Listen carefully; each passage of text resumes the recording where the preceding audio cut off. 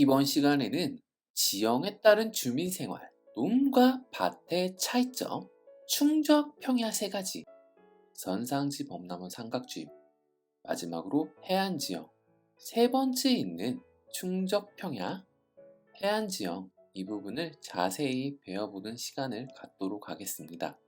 그럼 먼저 지형에 따른 주민생활 알아보도록 하겠습니다. 첫 번째, 산지와 고원의 주민생활입니다.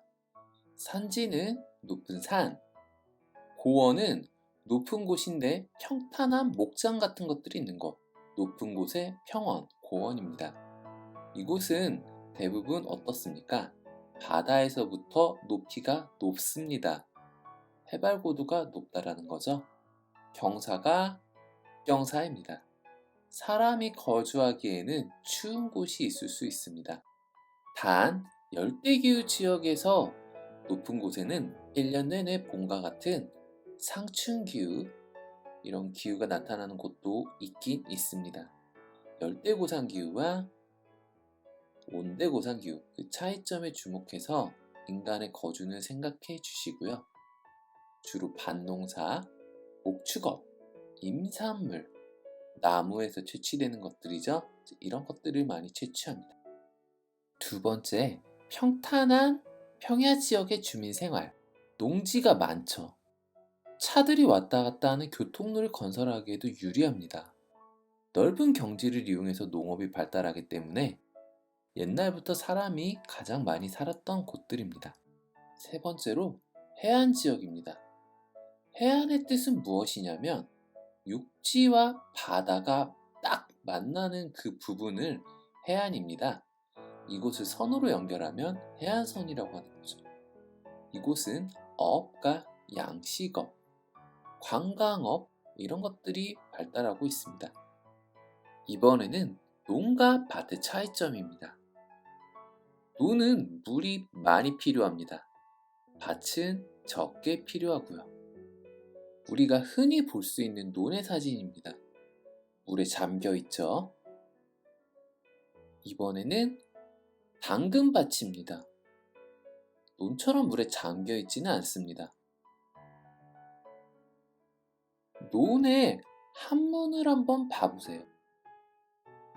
한문을 보면 밭 위에 물이 있습니다. 즉, 논은 물을 많이 필요하고요. 밭은 적게 필요한다. 기억해 두셨으면 좋겠습니다. 두 번째로 토양의 입자. 크기에 따라서 자갈, 모래, 진흙이나 점토. 자갈이 크죠? 그 다음에 모래, 그 다음에 진흙, 아니면 점토. 이렇게 토양의 입자는 크기가 다르고요. 입자가 큰 것들로만 구성된 토양은 물이 잘 빠집니다. 그림을 보시면 왼쪽은 입자가 크죠? 오른쪽은 입자가 작습니다. 둘 다 똑같이 하늘에서 비가 내립니다. 물이 아래로 스며들 건데요. 왼쪽은 입자와 입자 사이의 간격이 커서 아래로 잘 흘러내려갑니다. 왼쪽은 주로 밭, 오른쪽은 주로 논입니다. 즉, 입자가 클수록 물은 입자 사이의 간격이 커서 잘 아래로 스며들고요. 주로 밭, 반대는 논. 이렇게 이해하시면 되겠습니다. 이번에는 선상지 범람원 삼각주 순서대로 알아보겠습니다. 선상지 알아보겠습니다. 선상지의 뜻은 부채 선자입니다. 부채, 상지, 위에 있다. 어디에? 땅 위에. 즉, 땅 위에 부채꼴 모양으로 있는 퇴적 지형을 선상지라고 합니다. 산을 흐르고 있는 하천. 산은 경사가 급하죠? 산 위에 올라갈 때 힘들잖아요. 경사가 급해서. 반대로 산에서 하천이 내려온다고 한번 생각해 봅시다. 산에서 빨리 흐르다가 평지에 도착하면 갑자기 경사가 거의 없어지기 때문에 유속, 속도가 엄청나게 느려집니다. 즉, 경사가 엄청 급하다가 곡구에서 갑자기 확 급변하죠. 경사급변점. 곡구에서부터 유속이 확 느려집니다. 유속이 느려지면 물 속에 자갈도 있고 모래도 있고 점토가 있는데요. 속도가 느려지기 때문에 멈춥니다. 그런데 자갈부터 멈추게 되죠. 모래도 멈추고요. 곡구를 벗어나기 시작하면 이제 넓은 곳, 산에서는 굉장히 좁디 좁은 곳을 흐르다가 넓은 곳을 흐릅니다. 그래서 쌓이죠. 어떤 모양? 부채꼴 모양.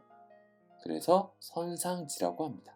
선상지가 옆에서는 어떤 모습인지 한번 알아보겠습니다. 강이 흐르고요. 자갈이 쌓이고요. 계속해서 더 쌓입니다. 그러면 지금 그림처럼 선상지가 좀 볼록하게 튀어나와 보입니다. 이 부분 선정, 자갈과 모래가 많이 쌓여있는 가운데의 이 부분 선앙, 다시 평지에서 선상지가 끝난 부분 선단, 이렇게 구분할 수 있습니다. 선상지, 하천의 퇴적작용, 하천 퇴적지형입니다. 산에서 평지, 경사급변점이었죠. 점토는 아니고요. 입자가 컸던 자갈과 모래가 주로 쌓여서 만들어집니다. 선정, 제가 정자에 빨간색 했습니다. 정상부니까요. 산 정상부 이 부분은 선상지가 시작하는 부분이죠. 산에서 흐르는 물을 뚝으로 막으면요, 물을 얻을 수가 있습니다. 그래서 선정은 취락이 입지하고요. 사지는 사천 성상지의 선정 부분입니다. 저수지가 있죠. 선앙, 중앙할 때 그 앙자, 여기에 자갈과 모래가 많이 퇴적되어 있습니다. 앞에서 입자가 큰 것은 물이 아래로 스며든다고 배웠습니다. 그래서 지하에 물이 많습니다. 복류하천이라고 하고요. 이곳은 옛날에는 과수원이나 밭으로 이용됐습니다. 최근에 물을 다스리는 기술, 수리시설이 발달해서 이곳도 논농사는 가능합니다. 선단, 끝단자죠. 말단부. 끝나는 곳은 어떻습니까? 하천이 복류하천이 아니죠. 위에서 흐르고 있지 않습니까? 이곳은 그래서 용천이라고 합니다. 물이 지하에 있다가 다시 지상으로 솟아났다. 용이 하늘로 스쳐나다. 물이 지하에서 솟아났다. 용천. 복류하천이 자갈과 모래가 이제 퇴적되어 있지 않은 곳이니까 지상에 있잖아요. 이것도 물이 많기 때문에 취락, 밭농사가 아니라 논농사. 아래의 사진엔 선정, 선앙, 선단 나와 있습니다. 선상지, 선상지가 만들어지기 위해서는 산지와 평지가 만나는 곳, 경사가 급변하는 곳이 있어야 합니다. 우리나라는 지형적으로 봤을 때 굉장히 오래전에 만들어진 지형입니다. 신기조산대가 아니죠. 경사급변점이 거의 없어서 선상지 발달은 미약하다고 볼 수 있겠습니다. 하지만 우리나라에 완전 없는 건 아닙니다. 경주와 구례, 사천, 강릉 이런 곳에 선상지가 있긴 있습니다. 선상지는 주로 단층이 있는 곳, 건조지역에 경사급변점이 있는 단층 산지 같은 곳들, 이런 곳들은 선상지 발달에 유리합니다. 사진을 보시면 산지가 있고요. 평지가 만나는 곳에 부채꼴 모양의 지형, 선상지입니다. 또 다른 사진입니다. 위에 부분은 산지, 아랫 부분은 넓게 선상지, 이렇게 분포하고 있는 사진이고요. 우리나라의 사천 선상지입니다. 덕곡저수지 보이시죠? 가리키고 있는 이 부분, 선정에 있는 저수지입니다. 그리고 지금 가리키고 있는 이 부분, 선앙입니다. 이곳은 복류하천. 그리고 끝에 있는 이 부분, 사천대교가 있는 이 부분이요. 이 부분은 선단이 되겠습니다. 그리고 이것은 구글어스로 본 구례 지역의 화엄사 선상지입니다. 범람원 알아보겠습니다. 하천이 있습니다. 하늘에서 비가 많이 내리면 물의 양은 불어나는데, 물의 양이 불어나면은 주변에 있는 흙들, 자갈, 모래, 점토 이런 것들을 깎아서 물이 흙탕물로 변하게 됩니다. 흙탕물 안에는 빨간색으로 되어 있는 굉장히 큰 자갈, 연두색으로 되어 있는 그거보다는 크기가 조금 더 작은 모래와 자갈, 흰색으로 되어 있는 점토, 유량이 많아지면서 흙탕물이 넘칩니다. 주변으로 넘치죠. 주변에 가장 가까운 곳은 연두색이 쌓이고요. 더 먼 곳은 흰색이 쌓입니다. 가까운 곳은 자연제방, 먼 곳은 배우습지. 자연제방 더하기 배우습지 해서 범람원, 범람원의 형성 과정이었습니다. 다시 알아보겠습니다. 범람원 알아보겠습니다. 범람이란 물이 넘치는 거죠. 홍수 때 물이 넘쳐요. 원, 평원이, 즉 선상지를 만들고 평지를 흐르던 하천이요. 홍수 때는 하늘에서부터 비가 많이 내리니까 물이 넘치겠죠. 물이 넘칠 때 주변의 것들을 모두 깎아서 흙탕물이 됩니다. 흙탕물 바닥은 큰 자갈들이 굴러다니지만 위에는 둥둥둥둥 떠다닙니다. 떠다니면서 흙탕물이 넘칠 때도 있겠죠. 그렇게 되면은 토사가 쌓입니다.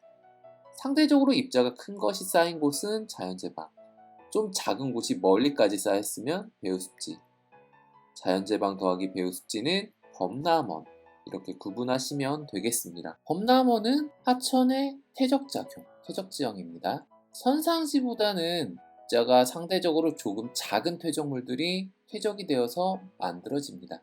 범람은 물이 넘친다. 홍수 때 주변의 것들이 깎여서 흙탕물이 되죠. 이 흙탕물들이 하천이 넘치면서 하천 주변에 가까운 곳부터 쌓이게 된다고 했습니다. 그래서 자연제방, 배우습지 이렇게 형성이 된다 했습니다. 자연제방은 입자가 크죠. 배우습지는 입자가 작습니다. 앞에서 배웠는데 입자가 큰 것은 입자 사이로 물이 잘 빠진다고 했습니다. 배우습지는 입자가 작기 때문에 물이 잘 빠지지 않겠죠. 물이 잘 빠지는 곳과 잘 빠지지 않는 곳, 밖과 논의 차이죠. 자연제방, 배우습지 둘 다 홍수 때 물에 찹니다. 하지만 자연제방 같은 경우에는 상대적으로 입자가 큰 것들이기 때문에 물을 빼기가 쉽죠. 또한 상대적으로 배우습지보다는 높은 곳에 위치합니다. 그래서 옛날부터 취락은 둘 중 하나를 꼽으라면 자연제방이었죠. 선상지 보충하겠습니다. 가운데 하천이 있죠. 그 양 옆으로 자연제방, 그 뒤로 배우습지. 자연제방은 입자가 크기 때문에 조금 더 볼록하게 높게 있습니다.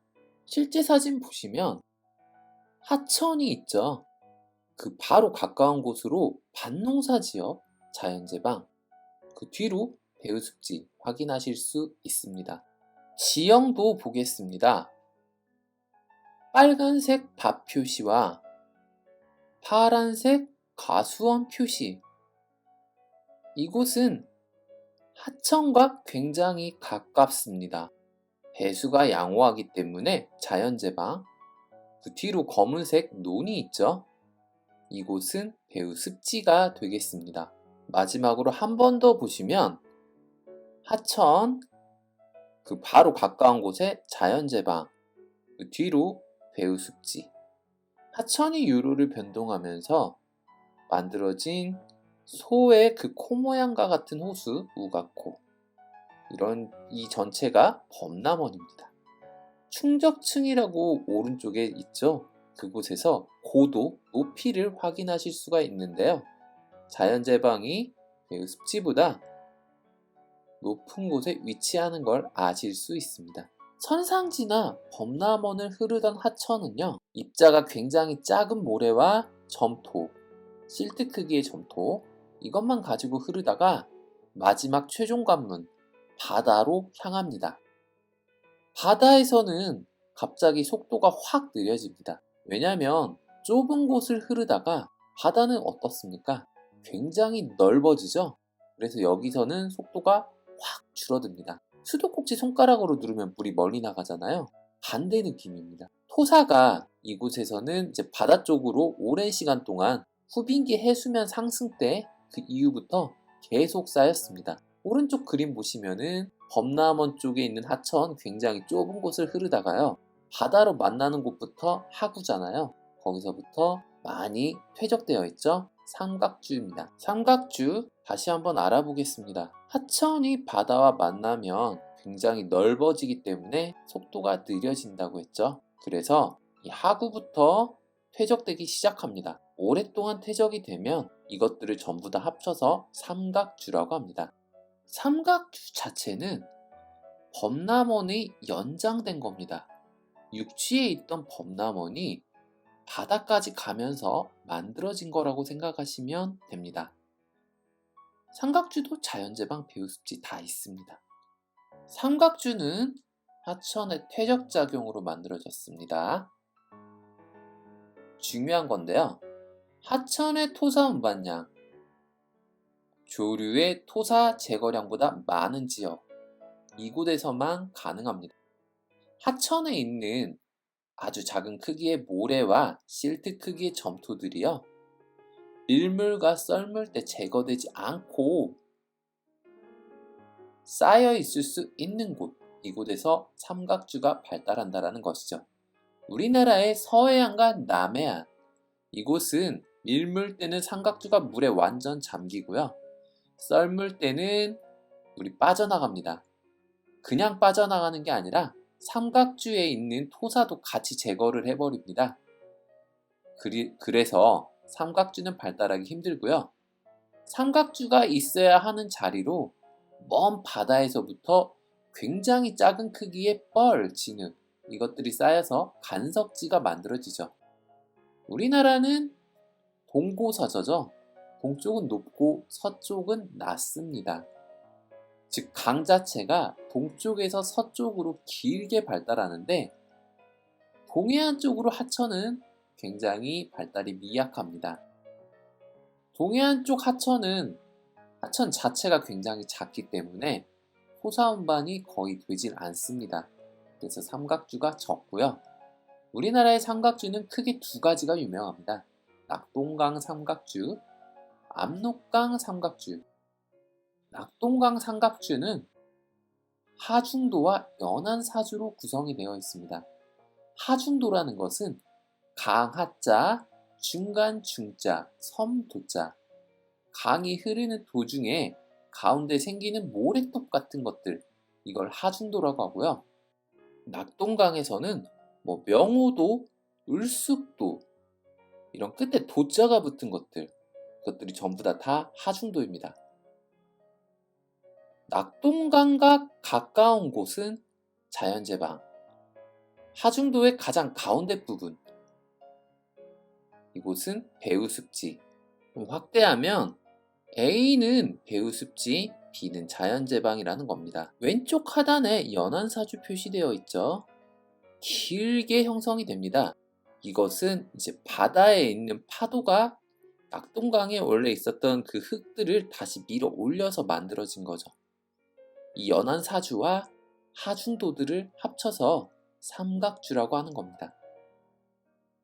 나일강입니다. 청나일, 백나일. 나일강이 지중해로 흐르죠. 즉 남쪽에서 북쪽으로 흐릅니다. 그러면서 만든 삼각주, 나일강 삼각주입니다.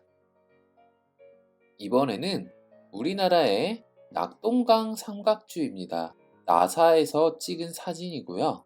예전에 이곳은 하구가 있었습니다. 그런데 이제 하천의 토사 운반량이 제거량보다 많아서 지금과 같이 하중도와 연안사주로 구성된 삼각주가 형성이 된 것이죠. 표시가 된 부분은 예전에는 바다였죠.